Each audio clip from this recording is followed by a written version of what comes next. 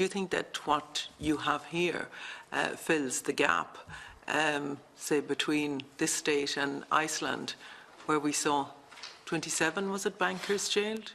So are you satisfied that that would enable the same thing to happen here? And have you looked at, I suppose, Iceland in terms of what they had that we didn't have that facilitated that? There's no doubt in different countries the issues to individual accountability has been dealt with differently. In terms of proportions, you could say that there are different proportions by comparison between Ireland and Iceland. On the other hand, there have been a number of significant prosecutions and convictions, and certainly from the point of view of where we all want to be, what the Commission recognised in looking at this very, very wide-ranging issue was that there was that issue of around corporate liability and personal liability of senior managers, and then also in particular the kinds of tools that regulators in the financial and economic sector need in order to have effective preventative measures in place. And we recognise as well that this is very much a complex jigsaw, and that, as has been said before, that since 2008 there have been quite a significant number of reforms in the financial services area and additional powers given to the central bank in order to monitor to what extent activities that are being carried out now by banks are prohibited by law. And if we go back to something like the situation that arose before 2008, it was quite clear from the analysis that the Commission did that there were two issues there. One was that the regulator was operating under what was called a principles approach to regulation, which was in effect light touch regulation. And then the resources that the central bank had were very limited in terms of being able to even use the powers that they did have. So those are certain things in relation to whether the system is effective, the resourcing of that system and the capacity to actually implement those powers as well in practice. So from that point of view, we would say that the reforms that have already been enacted and the proposals that are being made in terms of gap filling of the powers of regulators, we would certainly say that in terms of effectiveness, and I appreciate that, say for example in the tracker mortgage scandal, that there are a lot of people who are very unhappy about the length of time that it's taken to address that. But equally, actually the central bank could not have put in place the examination that it did and the requirement to enter into a tracker mortgage redress scheme for consumers and pay them back the money that had been taken from them. That would not have been possible if the central bank was just going into banks and saying, well, morally you should be paying this money back. The central bank had to be able to say to them, there are breaches here of the legislation that have actually occurred. There are potentially offences that have been committed. If you don't pay this money back, then other powers can be used. So in that context, those regulatory powers have been applied and put into place. The question as to what extent there should be individual accountability in terms of criminal prosecutions, that of course is very important. But we now have examples, which we never had in the past, of situations where very senior people, including chief executive officers, have been prosecuted and convicted. The cost of those prosecutions, of course, are very high. By comparison, I think what the international literature shows us as well is that the regulatory powers and having a very clearly well-resourced financial regulator now in the central bank, and including the proposals that the central bank has itself made in terms of the senior manager accountability offence that it proposed in its report last year. Again, we don't address that in our report because the central bank had already made that proposal. And all of those different elements of that jigsaw, including what we would see as the need to tidy up the issue of corporate and senior manager liability as a general principle, that all of those different elements are very important from a preventative point of view. They might not guarantee that the kinds of collapse that occurred previously would happen, but certainly in terms of resourcing and giving effective powers, and the literature that the Commission has looked at internationally shows that those kinds of powers like financial sanctions and being able to require regulatory settlements to be entered into. Those are extremely important and quite effective, and from a citizen's point of view, possibly the most efficient methods of ensuring that redress is actually given. So you think financial sanctions are adequate to prevent this happening again?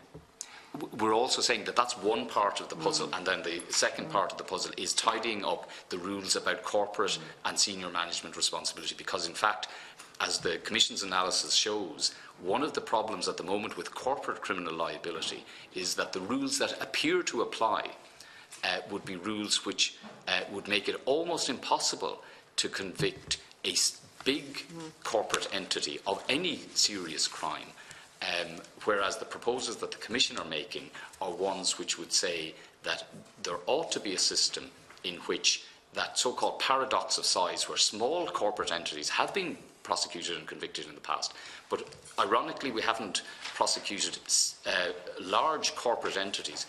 Yeah, I know what you're saying. Yeah, I'm still not convinced until there's individual accountability and real accountability, and there's other than financial sanctions put in place that really we will get the results that we need. Out of, so the convictions that have happened and all of that, how many of those have been jailed? There have been a number of jail terms imposed in relation to the trials that took place between 2014 and 2018. So those jail terms ranged from, there were some community service sanctions imposed, but the jail terms ranged from 2 years to, I think, 6 years. How many individuals were there? Again, just remind me. It would be, the separate individuals would be in the order of 5 or 6, I think, from recollection.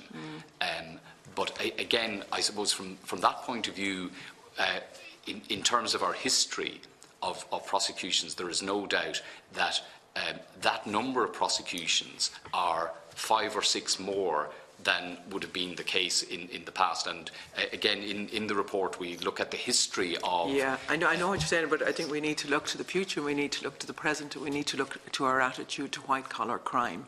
And I know where you're going with this and what you're saying.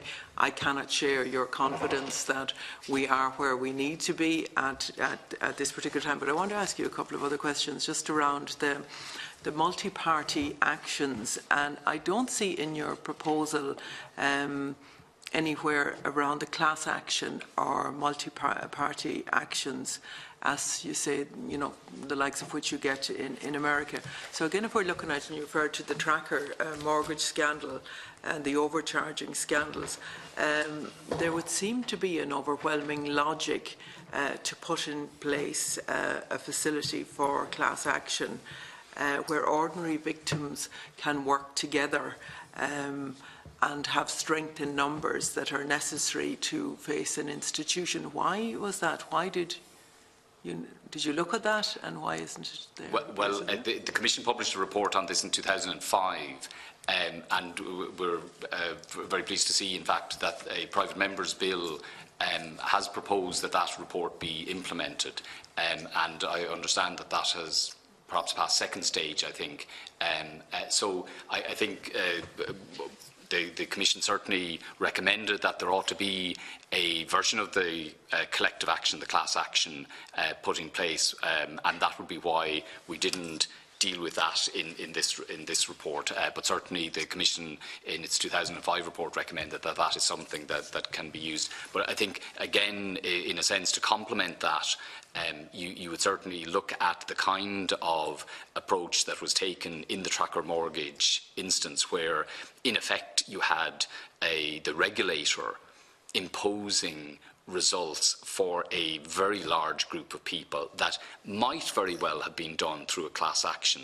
And not that I would want to in any way denigrate a class action, but those are very complex pieces of litigation to put together. So I certainly wouldn't say that class actions are not part of that overall measure, but it was certainly dealt with by the Commission in a separate report. And so, of course, it is always a matter for the Oireachtas to decide whether to implement that. So I'm I'm conscious that there is a private member's bill proposing that, and certainly we would be one of the few countries in Europe that doesn't have that kind of collective redress mechanism. But again, it can complement the kind of redress that has actually been achieved for a very large group of people in the tracker mortgage examination. Yeah, so you would think it was important to have that there. Now, in terms of the corporate crime agency, a lot of people might see the corporate crime agency as just another quango. You know, we have the central bank, we have the Competition and Consumers Protection Commission, we have the ODCE, and we have the heads of bills from government establishing a corporate enforcement authority, which some would see again as rebranding the ODCE by government. What consideration did you give to beefing up the existing bodies rather than creating a new one? Yeah, we certainly looked at that, and there's no doubt that in many of the areas that have previously led to prosecutions, all of those agencies, the Central Bank, the ODCE, of course the Garda Síochána, in terms of looking at very serious issues, that they have been involved in all of those activities. I think one of the things that the Commission looked at was to what extent we could have an umbrella organisation that would bring together under a single roof the expertise that is necessary in order to investigate very serious corporate crime, and in particular that falls outside of the scope of the very important powers that regulators such as the Central Bank and the Competition Commission have. So I think in consulting with them, they would recognise that their powers are focused on particular areas, and perhaps there's a need for an entity that would bring together all the investigative powers and the kind of forensic analysis under one roof, and that would complement the kinds of activities that the different organisations were done. In the same way as, of course, you know, before the Criminal Assets Bureau was established, there were different entities that were looking at those kinds of issues around proceeds of crime. But having established a single entity with a multidisciplinary group of people who had that focus, that has really made an enormous difference. And so definitely much better than the sum of its parts that might have been in place before that. So from that perspective, I think that was really the analysis that the Commission arrived at in making that recommendation.